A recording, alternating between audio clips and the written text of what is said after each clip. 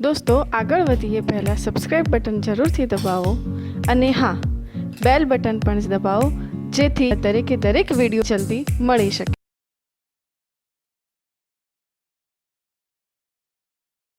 નમસ્કાર મિત્રો, ફરી એકવાર આપ સર્વેનું સ્વાગત છે। આપણે છેલ્લે જુદા જુદા પ્રકારના ક્વોન્ટમાંક વિશેની વાત કરી હતી। મુખ્ય ક્વોન્ટમાંક, કોણીય વેગમાન ક્વોન્ટમાંક, ચુંબકીય ક્વોન્ટમાંક અને જે છેલ્લો પાછળથી ઉમેરવામાં આવેલો સ્પિન ક્વોન્ટમાંક।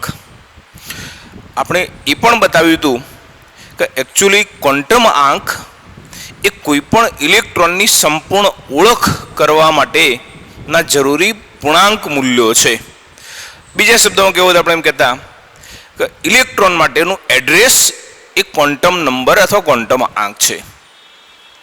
હવે આપણને ઘણી વખત પ્રશ્ન એમાંથી કેવો પ્રશ્ન પૂછાય, આપણે થોડીક એની પહેલા વાત કરીએ પછી નેક્સ્ટ ટોપિક ઉપર જઈએ। આપણને દાખલા તરીકે એવું કહ્યું છે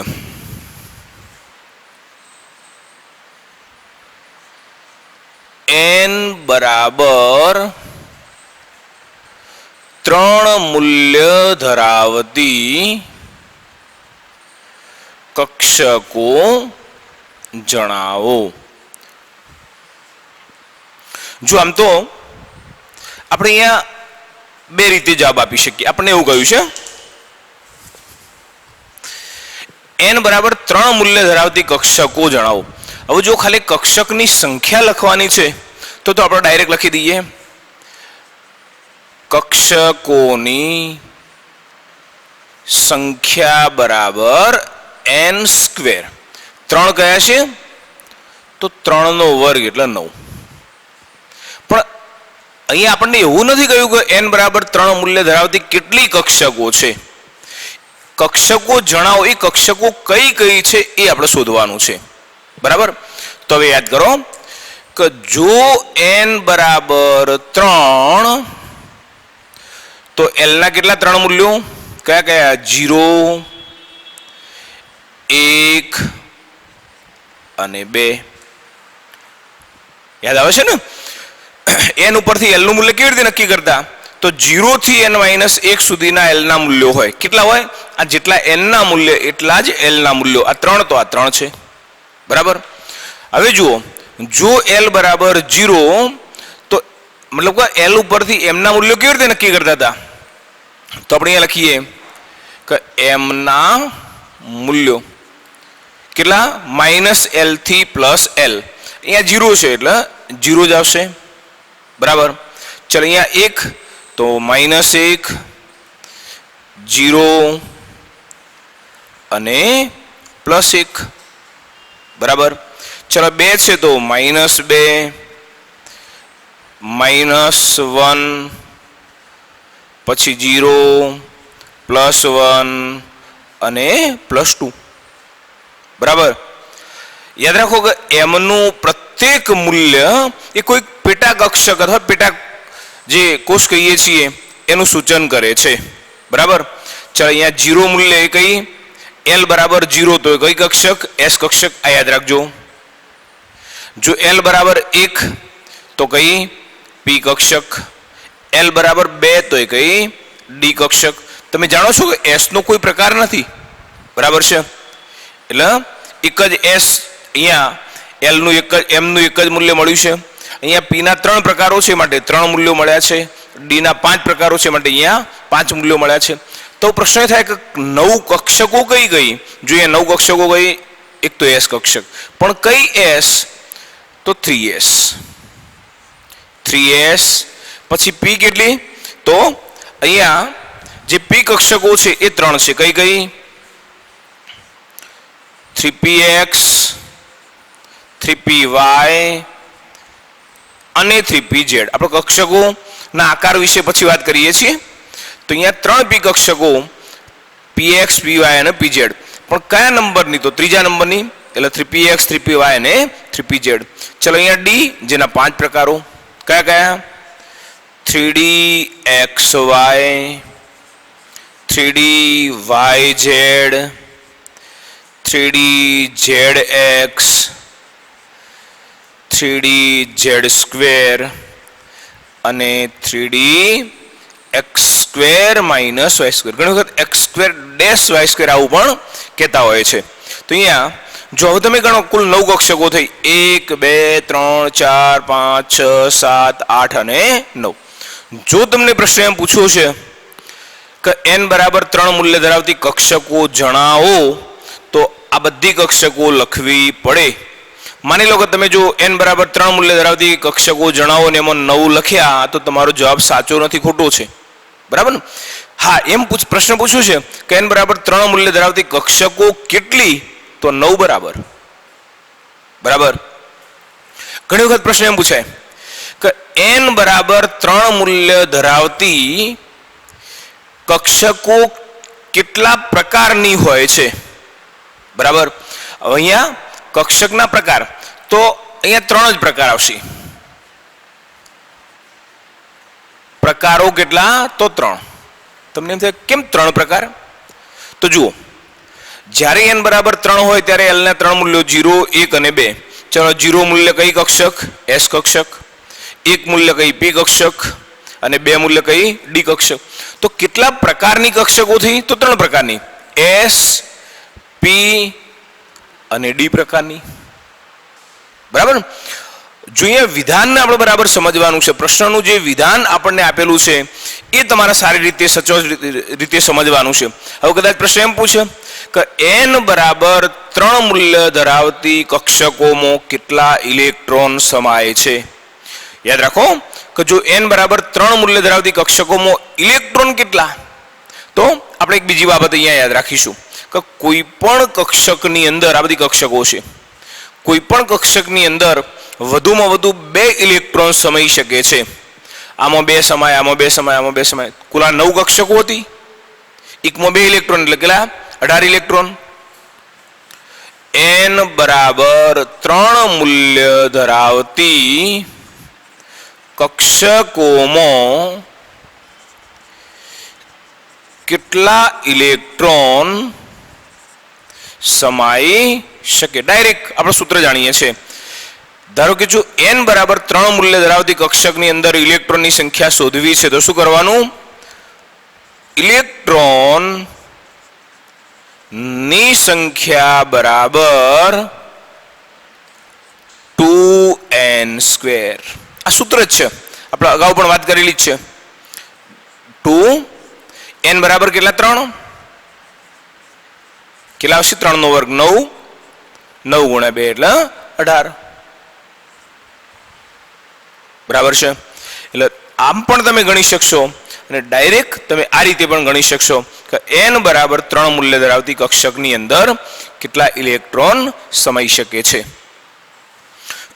હવે આવો કોઈ પણ પ્રકારનો n બરાબર 3 માટે પૂછો, n બરાબર 2 માટે પૂછો, n બરાબર 4 માટે, ગમે તેના માટે પૂછો હોય તો આ આટલા પ્રકારના પ્રશ્નો પૂછાઈ શકે કે આ મૂલ્ય ધરાવતી કક્ષકો જણાવો અથવા એ કક્ષકોની સંખ્યા કેટલી. બરાબર છે. એ કક્ષકો કઈ કઈ, એમાં કેટલા ઇલેક્ટ્રોન સમાઈ શકે છે. બરાબર.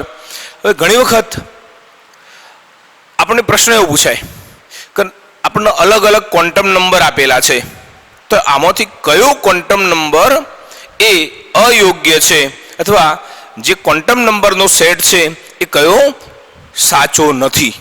બરાબર. આપણે એકાદો આ પ્રકારનો પ્રશ્ન લઈએ એટલે તમને ખ્યાલ આવે. ચાલો જુઓ મિત્રો, અહીંયા 3 અલગ અલગ પ્રકારના પ્રશ્નો લખ્યા છે. પહેલો છે નીચેનામાંથી કયો ક્વોન્ટમ આંક ધરાવતો સેટ શક્ય નથી. મેં તમને પહેલા કહ્યું કે જો તમે ક્વોન્ટમ નંબર અથવા ક્વોન્ટમ આંક સારી રીતે સમજ્યા છો તો તમને આનો જવાબ શોધવામાં કોઈ પણ મુશ્કેલી નહીં પડે. આપણે જાણીએ છીએ કે હંમેશા મુખ્ય ક્વોન્ટમ આંક n નું મૂલ્ય એ ધન પૂર્ણાંક સંખ્યા હોય છે. 1 2 3 4 5 અપ ટુ n સુધીના હોય છે. l નું મૂલ્ય 0 થી n - 1 સુધીનું હોય છે. m ના મૂલ્યો એ -l થી +l સુધીના શૂન્ય સહિતના હોય છે. અને s નું મૂલ્ય, સ્પિન ક્વોન્ટમ આંકનું મૂલ્ય 2 જ હોય, કો તો +1/2 અને કો તો -1/2. બરાબર. જો આ બરાબર તમારા મગજની અંદર ફિટ હશે તો તમને કોઈ પણ પ્રશ્નનો જવાબ શોધવામાં મુશ્કેલી નહીં પડે. પહેલા અહીંયા કહ્યું છે નીચેનામાંથી કયો ક્વોન્ટમ આંક ધરાવતો સેટ શક્ય નથી. ચાલો જુઓ, અહીંયા આપણને એવું કહ્યું કે L લખી દઈએ, n બરાબર 1. ચલો n બરાબર 1 હોય તો L ના કેટલા મૂલ્યો? જો અહીંયા n બરાબર 1 હોય તો L નું એક જ મૂલ્ય કયું? 0 થી n માઇનસ 1, એટલે 0 તો આપેલું જ છે, તો આ સાચું છે. ચલો L બરાબર 0 તો એમના કેટલા મૂલ્યો? એક જ. કયું મૂલ્ય? 0, તો આ પણ સાચું છે. મતલબ કે કયો સેટ શક્ય નથી? આ શક્ય નથી એવું નથી કહેતો, આ શક્ય છે. કયો શક્ય નથી એ જે આવશે એના આગળ આપણે ક્રોસ કરીશું, ખોટું પાડીશું એમ. ચલો જુઓ, n બરાબર 4. જો n બરાબર 4 હોય તો L ના 4 મૂલ્યો કયા કયા? 0, 1, 2 અને 3. તો 3 આવી જ જાય છે આની અંદર. ચલ હવે જો L બરાબર 3 તો m ના કેટલા મૂલ્યો? એમના 7 મૂલ્યો, -3, -2, -1, 0, +1, +2 અને +3. તો અહીંયા +3 પણ આવી જાય છે, તો આ પણ સાચું છે. ચાલો હવે જો n બરાબર 2. જો n બરાબર 2 તો L ના કેટલા મૂલ્યો? 2 મૂલ્યો. કયા કયા? 0 અને 1. 1 છે. અહીંયા બધા લખેલા હોય એવું જરૂર નથી, જેટલા શક્ય છે એમાંથી સાચું મૂલ્ય અહીંયા આવેલું હોવું જોઈએ. જો L બરાબર 1 તો m ના કેટલા મૂલ્યો? 3 મૂલ્યો. કયા કયા? -1, 0, +1. અહીંયા કેટલા લખ્યા? +2. આ નહીં આવે ને? જો કયા કયા આવશે? -1, 0 અને +1 જ આવશે, આ નહીં આવે. બરાબર છે? તો આપણો આ જે વિકલ્પ છે અહીંયા ખોટો પડશે, અર્થાત આ સેટ એ યોગ્ય નથી. ચલો આના માટે પણ જોઈ લઈએ. n બરાબર 6 તો L ના કેટલા 6 મૂલ્યો? 0, 1, 2, 3, 4 અને 5. તો અહીંયા 2 આવી જાય છે. જો L બરાબર 2 તો m ના કેટલા 5 મૂલ્યો? -2, -1, 0, +1 અને +2, -1 આવી જાય છે. તો આપણો C વિકલ્પ એ આપણો સાચો જવાબ છે. મતલબ કે કયો સેટ શક્ય નથી, તો એ શું આવશે? C આવશે. બરાબર. ચલો એના પછી નીચેના પૈકી કયો ક્વોન્ટમ નંબરનો સેટ શક્ય નથી? સેમ એના જેવો પ્રશ્ન અહીંયા મૂક્યો છે. ચલો n, L, m અને s, અહીંયા 4 ક્વોન્ટમ આંકના મૂલ્ય આપેલા છે. પેલામાં 3 ના જ હતા. ચલો અહીંયા પહેલું n બરાબર 1. જો n બરાબર 1 હોય તો L નું એક જ મૂલ્ય હશે. કયું? 0 આપેલું છે. L બરાબર 0 હોય તો એમનું એક જ મૂલ્ય કયું હશે? 0. અહીંયા એ પણ આપેલું છે. ચલો એના પછી s કેટલા? કો તો +1/2 કો તો -1/2, તો અહીંયા આપેલા છે. તો આ વિકલ્પ સાચો. બરાબર ને? આ વિકલ્પ મતલબ કે આ ક્વોન્ટમ નંબરનો સેટ શક્ય છે, કયો નથી આપણે શોધવાનું છે. બરાબર. ચલો એના પછી n બરાબર 0. મેં હમણાં જ વાત કરી કે મુખ્ય ક્વોન્ટમાંકની શરૂઆત એ 1 થી થાય છે. 1, 2, 3, 4, 5 એ રીતે હોય. અહીંયા શું આપેલું છે? 0 આપેલા છે. અને મુખ્ય ક્વોન્ટમાંક 0 ક્યારેય શક્ય નથી. એટલે આ જ ખોટું હોય પછી આગળ તો બધું ખોટું. બરાબર છે? તો આ વિકલ્પ શક્ય નથી, તો આ સેટ શક્ય નથી. બાકીના ચેક કરી લઈએ. n બરાબર 4 તો L ના 4 મૂલ્યો કયા કયા? 0, 1, 2 અને 3. 2 આવી ગયા. જો L બરાબર 2 હશે તો એમના 5 મૂલ્યો -2, -1 જો આવી જાય છે. 0, +1 અને +2. આ તો -1/2 જ. ચાલો અહીંયા જોઈ લઈએ. 3 તો L ના 3 મૂલ્યો 0, 1 અને 2. 1 આવી ગયો. ચલો L બરાબર 1 તો એમના 3 મૂલ્યો -1, 0 અને +1. એ પણ આવી ગયું. આ પણ આવી ગયું. તો આ બધા સાચા. પહેલું સાચું, C સાચો અને D સાચો. A, C, D સાચા. આ શક્ય નથી. બરાબર. હવે એક ત્રીજો પ્રશ્ન છે. નીચેનામાંથી કયો ક્વોન્ટમ નંબરનો સેટ યોગ્ય છે? મતલબ કે એક જ સાચો છે, બીજા બધા ખોટા છે. બરાબર ને? ચાલો હવે આપણે શોધી લઈએ કે કયો સાચો છે. બરાબર. ચાલો જોઈ લઈએ. અહીંયા n બરાબર 4. n નું મૂલ્ય 4 છે. જો n નું મૂલ્ય 4 હોય તો L ના કેટલા 4 મૂલ્યો? કયા કયા? 0, 1, 2 અને 3. સાચું જ છે. બરાબર. જો L બરાબર 3 હોય તો એમના કેટલા? -3, -2, -1, 0, 1, 2 અને 3. તો -2 પણ આવી જાય છે. તો અહીંયા કશું ખોટું દેખાતું જ નથી. ખોટું શું? s નું મૂલ્ય ખોટું છે. જુઓ, s ના બે જ મૂલ્યો શક્ય છે. કયા કયા? +1/2 અને -1/2. અહીંયા શું લખ્યું છે? 0. તો આ ખોટું છે. બરાબર ને? એટલે આ વિકલ્પ અયોગ્ય છે અથવા આ સેટ ખોટું છે. બરાબર? ચલો હવે જોઈએ n બરાબર 3. જો n બરાબર 3 હોય તો l ના 3 મૂલ્યો કયા કયા? 0, 1 અને 2. 3 જ મૂલ્યો 0, 1 અને 2. અહીંયા શું લખ્યું છે? 3 ના આવે, 2 જ આવશે ને, મેક્સિમમ 2 નંબર હશે. એટલે આ ખોટું છે. જો અહીંયા કોઈ પણ એક સેટ અથવા સેટમાંથી કોઈ પણ એક ક્વોન્ટમ નંબર ખોટો પડે એટલે બાકીના માટે નહીં વિચારવાનું. બરાબર છે? એક જ ખોટું હશે, બધા ખોટા નહીં હોય. ચલો એના પછી જોઈએ અહીંયા n બરાબર કેટલા? જો n બરાબર 2. જો n બરાબર 2 લઈએ છીએ તો l ના કેટલા મૂલ્યો? 2 મૂલ્યો. કયા કયા? 0 અને 1. ચલો જુઓ, હવે અહીંયા જો આ 1 હોય તો m ના 3 મૂલ્યો કયા કયા? -1, 0, +1. અહીંયા શું આપેલું છે? -2 આપેલા છે. તો આ ખોટું છે. બરાબર ને? અહીંયા -1, 0 અને 1 3 જ મૂલ્ય હોવા જોઈએ હતા. અહીંયા -2 લખેલું છે એટલે આ ખોટું. તો બાકી બધું એ સાચું જશે. પણ છતાં આપણે ખાતરી કરી લઈએ n બરાબર 1. જો n બરાબર 1 તો l નું એક જ મૂલ્ય કયું? 0. જો l બરાબર 0 તો m નું એક જ મૂલ્ય કયું? એ પણ 0. અને s ના તો બે મૂલ્યો પૈકીનું કોઈ પણ એક હશે, કો તો -1 અને કો તો +1. તો આ સેટ એ સાચો છે. બરાબર? એટલે ઘણી વખત આપણને આ પ્રકારે પણ પ્રશ્ન પૂછાતો હોય છે કે નીચેનામાંથી કયો ક્વોન્ટમ આંક ધરાવતો સેટ સાચો છે અથવા કયો ખોટો છે. બરાબર? ફરીથી તમને કહું છું કે જો તમે ક્વોન્ટમ નંબર સારી રીતે સમજ્યા છો તો તમને કોઈ પણ પ્રશ્નનો જવાબ આપવામાં કોઈ મુશ્કેલી નડવાની નથી. બરાબર? નોટ કરી લેજો. ચલો મિત્રો જુઓ, હવે પરમાણ્વીય કક્ષકોના આકાર વિશે સમજાવો. હવે આપણને પ્રશ્ન એ થાય કે આપણે જુદા જુદા પ્રકારની પરમાણ્વીય કક્ષકો લઈએ છીએ. s કક્ષક, p કક્ષક, d કક્ષક, f કક્ષક, g કક્ષક, h કક્ષક, જેમાંથી આપણે પ્રચલિત 3 કક્ષકોના આકાર વિશે આપણે જાણીએ છીએ, s, p અને d. હવે પ્રશ્ન એ થાય કે આ કક્ષકોના આકાર કેવી રીતે નક્કી કરવામાં આવે છે? કક્ષકનો આકાર એ શું છે અને એ આકાર કેવી રીતે આપણે નક્કી કરીએ છીએ? તો સૌથી પહેલા તો આપણે એમ કહીએ કે પરમાણુના કેન્દ્રની આસપાસનો ઇલેક્ટ્રોનની સંભાવ્ય ઘનતાના વિસ્તારને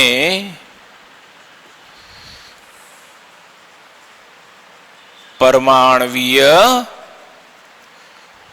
કક્ષક કહે છે. જો આ વિધાન બરાબર સમજો. પરમાણુના કેન્દ્રની આસપાસ, દાખલા તરીકે આ પરમાણુનું કેન્દ્ર અર્થાત આપણે એને ન્યુક્લિયસ કહીએ છીએ. તો પરમાણુના કેન્દ્રની આસપાસ ઇલેક્ટ્રોનની સંભાવ્ય ઘનતાનો વિસ્તાર, ઇલેક્ટ્રોન મળી આવવાની સંભાવના વાળો વિસ્તાર એટલે સંભાવ્ય ઘનતા કહીએ છીએ. બરાબર ને? મેક્સિમમ જે વિસ્તારમાં ઇલેક્ટ્રોનની ઘનતા વધુ હશે એની સંભાવ્ય ઘનતા કહેવાય. દાખલા તરીકે આ શોધ્યું કેવી રીતે, અથવા ઇલેક્ટ્રોનની સંભાવના અહીંયા વધારે છે એવું કેવી રીતે નક્કી થશે? તો આના પહેલા આપણે શ્રોડિંજર ઇક્વેશન શીખ્યા હતા, શ્રોડિંજરનું તરંગ સમીકરણ શીખ્યા હતા. શ્રોડિંજરના તરંગ સમીકરણની અંદર આપણે બહુ ડીપમાં કંઈ જોવાની જરૂર નથી, પણ શ્રોડિંજરે શું કર્યું આપણે એ સમજીએ. તો શ્રોડિંજરે એના ઇક્વેશનનો ઉપયોગ કરીને પરમાણુના કેન્દ્રની આજુબાજુ ઇલેક્ટ્રોન કયો આગળ હશે, દાખલા તરીકે એક વખત જો અહીંયા આ પરમાણુનું કેન્દ્ર છે તો એક વખત એણે જોયું કે ઇલેક્ટ્રોન અહીંયા મળ્યો, બીજી વખત અહીંયા મળ્યો, હજારો વખત એણે આ રીતે ઇલેક્ટ્રોન શોધવા માટેનો પ્રયત્ન કર્યો.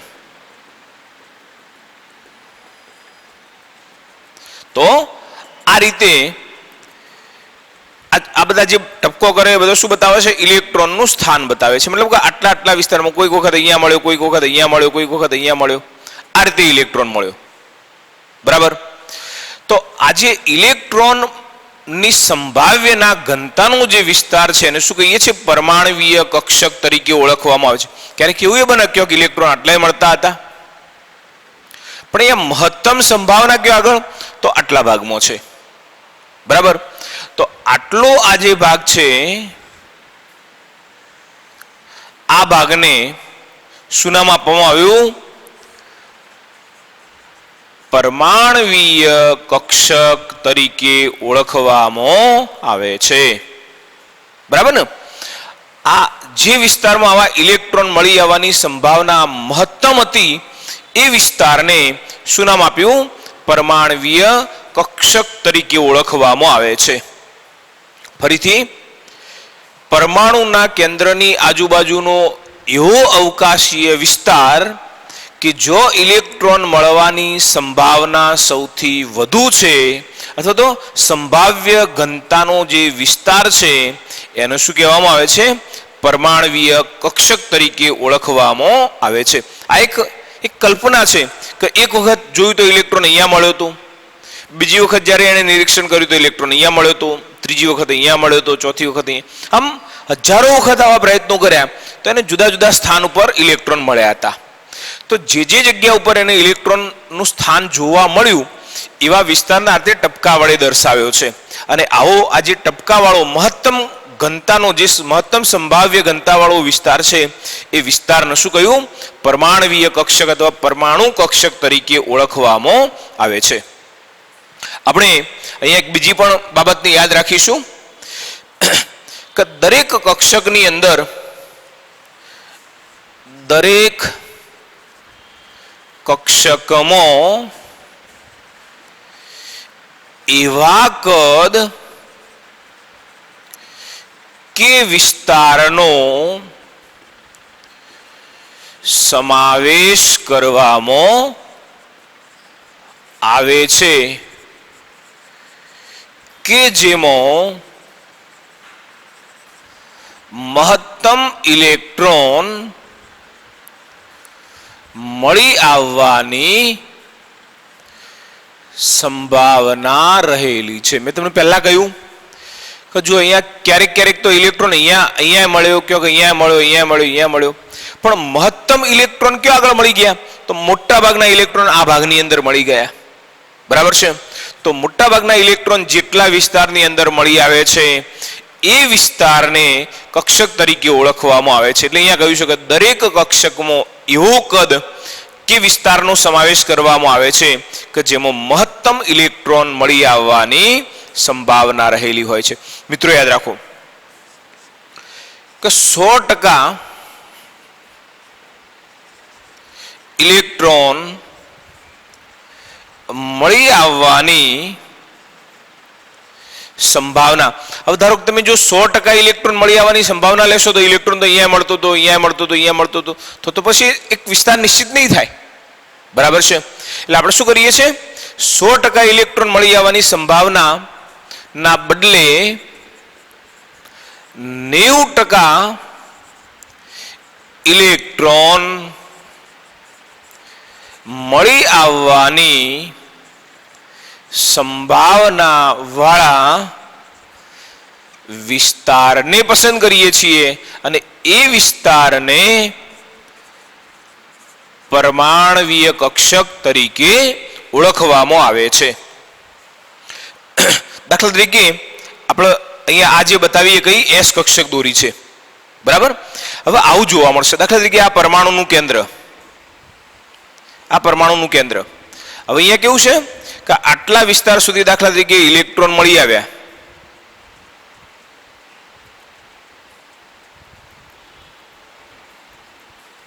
આટલા વિસ્તારમાં ઇલેક્ટ્રોન મળી આવ્યા. હવે અહીંયા કદાચ ક્યાંક ઇલેક્ટ્રોન હશે ખરા, પણ કેવા? બહુ નહીવત છે. વળી પાછા આટલા ભાગની અંદર ઇલેક્ટ્રોન મળી આવ્યા.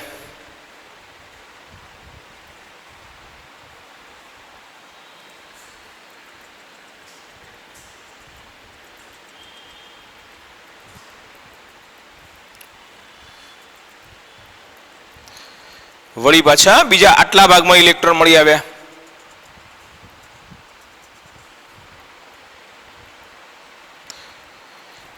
તો એનો અર્થ એવો થયો કે એક કક્ષક કઈ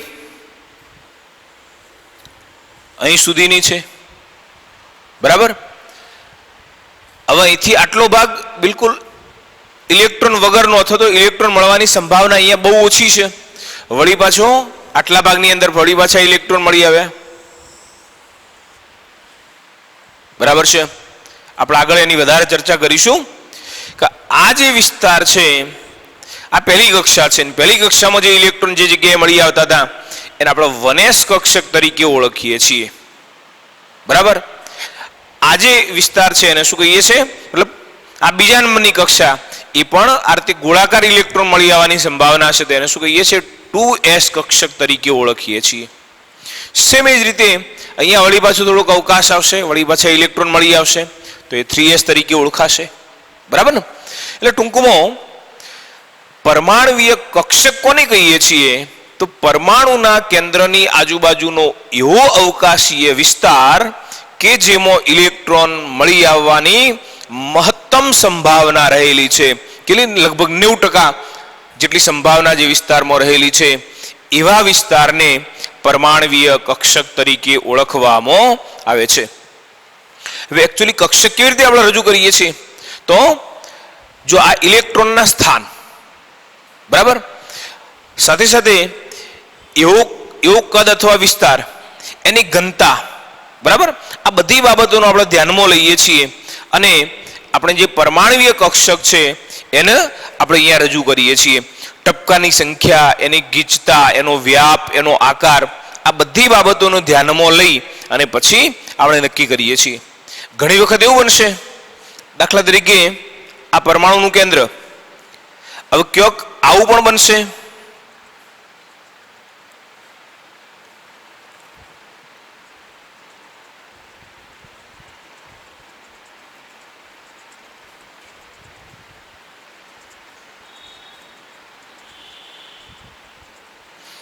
ઇલેક્ટ્રોન આ રીતે મળી જાય, બરાબર ને. તો જેમ તમે એસ કક્ષકના આ રીતે બતાવી ગોળાકાર, તો એ રીતે આ જે કક્ષક છે એને તમે કેવી રીતે બતાવવાના, આ રીતે બતાવવાના. કક્ષકનો આકાર આ પ્રકારનો પણ હોઈ શકે છે, બરાબર. આપણે જેને પી કક્ષક તરીકે ઓળખીએ છીએ. આપણે વધારે ચર્ચા કક્ષકોના આકાર વિશેની પછી કરીએ, પણ ઇલેક્ટ્રોનનો વ્યાપ અહીં આ બંને બાજુએ વધારે છે. આ બંને જગ્યાએ ઇલેક્ટ્રોન મળી આવવાની શક્યતા જે છે એ સૌથી વધુ હોય છે, બરાબર.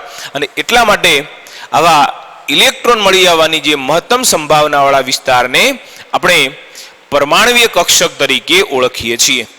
જે વિસ્તારમાં ઇલેક્ટ્રોન મળે છે એવા ભાગને જો આપણે આવી આકૃતિ દ્વારા રજૂ કરીએ છીએ તો એ જે આકાર આપણને પ્રાપ્ત થયો એ શું કહેવાય, પરમાણુવીય કક્ષકનો આકાર તરીકે ઓળખાય છે. એક બીજી બાબત મહત્વની કે જો અહીંયા આટલા ભાગમાં ઇલેક્ટ્રોન મળી આવ્યા, આ તો પરમાણુનું કેન્દ્ર છે, વળી પાછા આટલા ભાગમાં ઇલેક્ટ્રોન મળી આવ્યા, આ ભાગ એવો છે કે જેમાં ઇલેક્ટ્રોન મળવાની સંભાવના નહિવત છે, અથવા એમ કહીએ કે આટલા ભાગમાં લગભગ ઇલેક્ટ્રોન નથી, કદાચ હશે તો એ કેવા બહુ જૂજ ઇલેક્ટ્રોન છે. તો આ જે વિસ્તાર છે એને આપણે શું કહીએ છીએ, નોડલ પ્લેન તરીકે ઓળખીએ છીએ, અથવા આપણે એને નોડ તરીકે ઓળખીએ છીએ.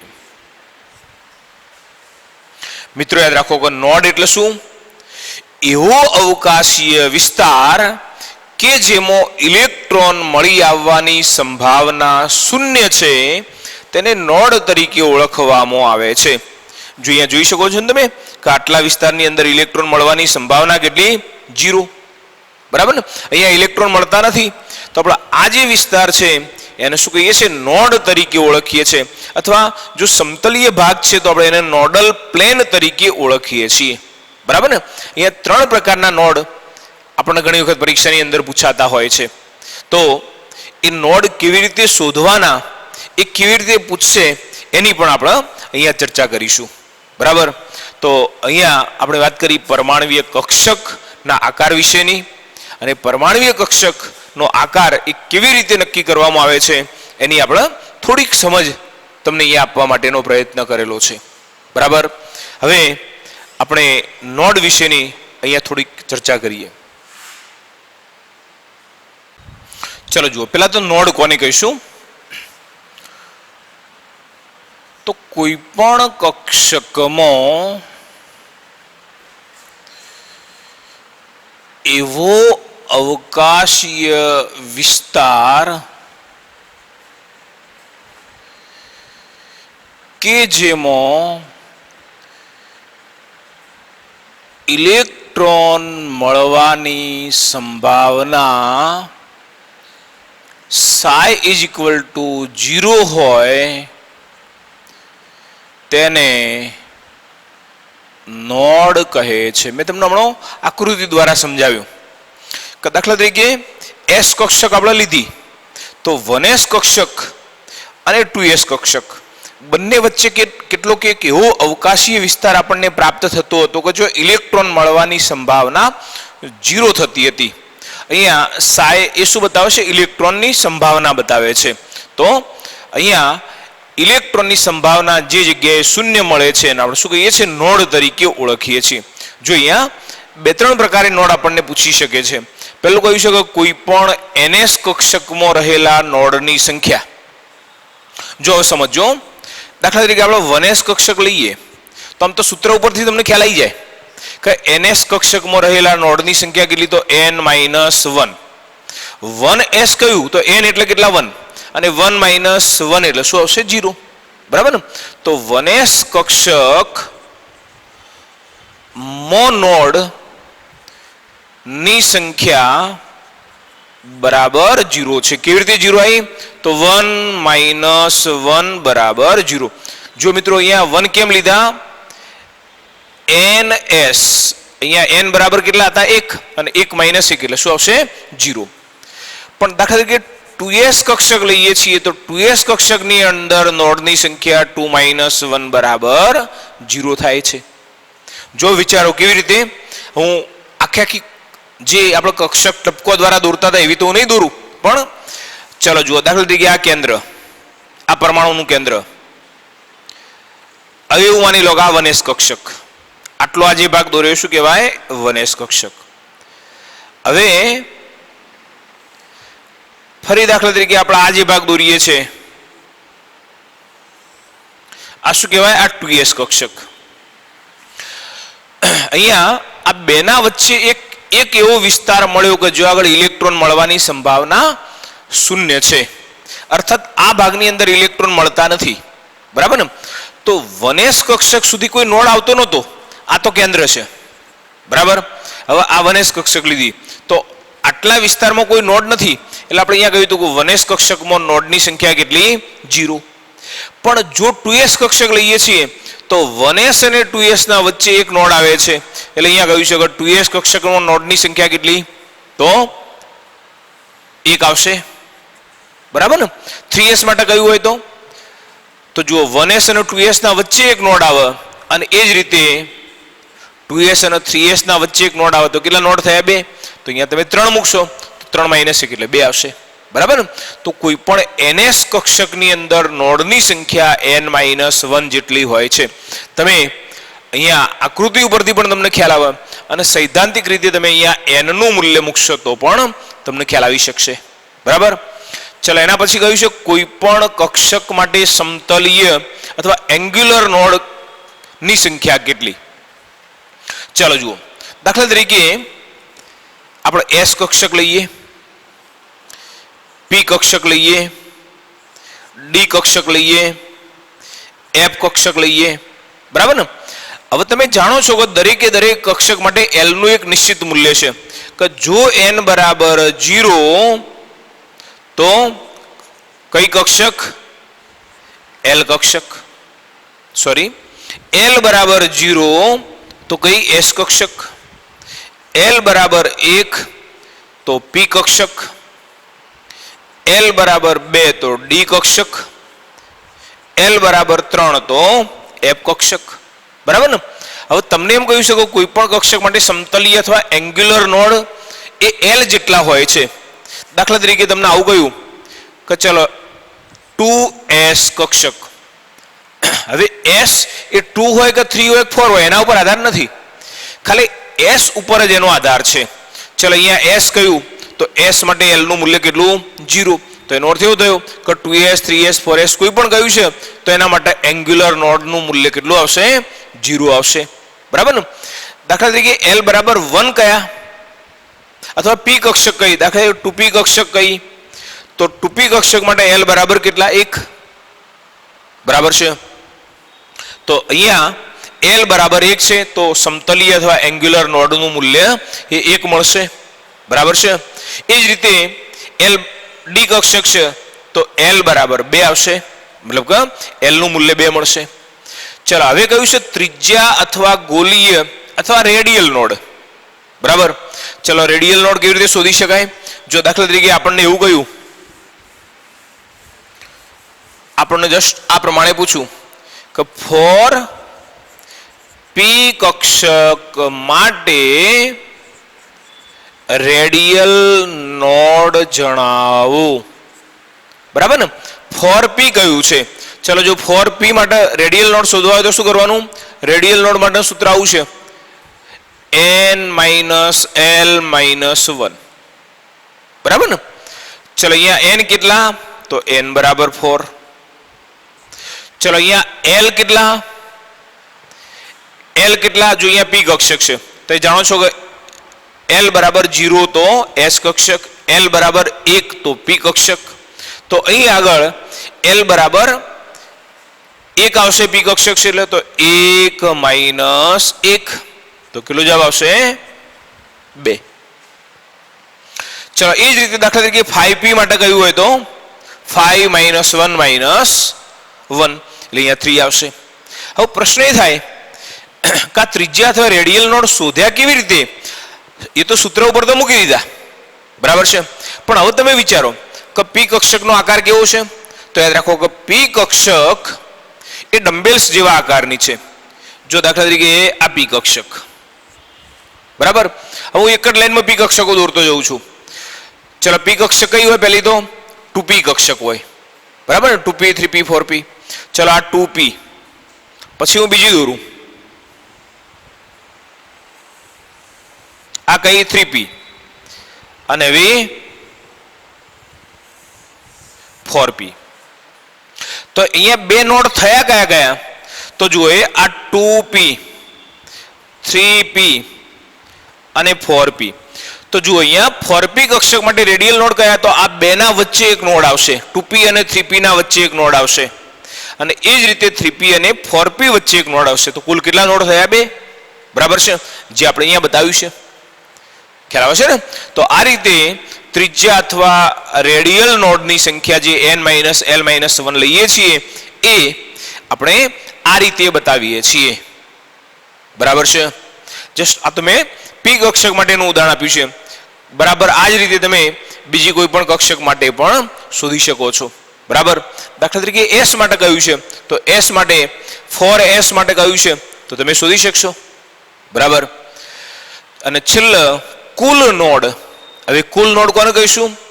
તો આ બંને જે નોડ છે એ બંનેનો જો સરવાળો કરીએ તો આપણને કુલ નોડ મળી જાય. કયા કયા? જે એંગ્યુલર અથવા તો સમતલીય નોડ અને ગોલીય અથવા રેડિયલ નોડ છે એ બંનેનો જો સરવાળો કરીએ છીએ તો આપણને આ પ્રકારે n-1 મળે છે. સમતલીય નોડ કેટલા? l. એ જ રીતે રેડિયલ અથવા ગોલીય નોડ કેટલા? n-l-1. જો આ બંનેનો તમે સરવાળો કરશો તો l અને -l. શું બાકી વધ્યું? n-1. તો જે આપણે પેલા ns કક્ષકની અંદર બતાવતા હતા, બરાબર છે, તો એના માટે જે મૂલ્ય આપણે n-1 લખતા હતા એ એકચ્યુઅલી આ બંનેનો સરવાળો હતો. તો આ રીતે આપણને ઘણી વખત પરીક્ષાની અંદર પ્રશ્ન પૂછાતો હોય કે આના માટે રેડિયલ નોડ અથવા એંગ્યુલર નોડ અથવા સમતલીય નોડ અથવા કુલ નોડ કેટલા હશે અને કેવી રીતે શોધી શકાય. બરાબર છે? આના માટે આનાથી પણ વધારે વિગતથી એને સમજાવી શકાય, પણ હું એ માનું છું કે બહુ આપણે એમાં વધારે આગળ જવાની જરૂર નથી. અહીંયા આપણને આ 3 પ્રકારના પ્રશ્નો 3 પ્રકારના નોડ ઘણી વખત પરીક્ષાની અંદર પૂછતા હોય છે. તો આજે 3 પ્રકારના નોડ માટેના સૂત્ર ખાલી આપણે યાદ રાખશો તો બહુ સહેલાઈથી આપણે એનો જવાબ શોધી શકીશું. કયા કયા? કોઈ પણ કક્ષકમાં રહેલા નોડ, જો કોઈ સ્પેસિફિક ઉલ્લેખ નથી કર્યો અથવા કુલ નોડ પણ નથી લખ્યા પણ ખાલી એમ કે આમાં નોડ કેટલા, તો આપણે કુલ નોડ ગણી લેવાના. બરાબર ને? અને પછી જો સમતલીય અથવા એંગ્યુલર નોડ પૂછે છે તો L લેવાના. બરાબર? કોઈ પણ S કક્ષક માટે જો એંગ્યુલર નોડ કયા છે તો શું આવશે? 0 જ આવશે. બરાબર? 4p 5p 3d 2d તો નહીં હોય પણ 3d, તો એના માટે જો તમને એંગ્યુલર નોડ કયા છે તો L, તમે એના ઉપરથી નક્કી કરી શકશો. અને એ જ રીતે ત્રિજ્યા અથવા ગોલીય અથવા રેડિયલ નોડ કયા હશે તો n-l-1 દ્વારા. અને કુલ નોડ એ આ બંનેના સરવાળા જેટલા હોય છે. બરાબર? તો આપણે આજે પરમાણ્વીય કક્ષકના આકાર વિશેની વાત કરી. આપણે જુદી જુદી કક્ષકો S, P, D આ બધી કક્ષકોના આકાર કેવા હોય, કેવી રીતે નક્કી થાય છે એની વધુ સમજૂતી નેક્સ્ટ ટોપિકના અંદર જોઈશું.